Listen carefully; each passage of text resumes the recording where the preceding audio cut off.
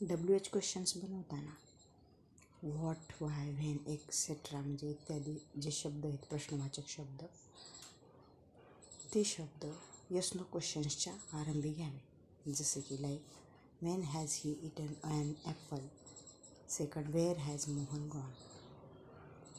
Next, but in the case of what or where the word an apple or Nagpur has been filtered. परंतु what आणि वेअरच्या बाबतीमध्ये and Apple आणि नागपूर हे कर्म गाळावे. जसं की खाली एक उदाहरणं आहेत. Like what has he eaten, या ठिकाणी ॲन ॲपल गाळलेला आहे. Next, where has Mohan gone, या ठिकाणी नागपूर गाळलेलं आहे. तर अशा पद्धतीने प्रेझेंट परफेक्ट टेन्स सिद्ध होतो.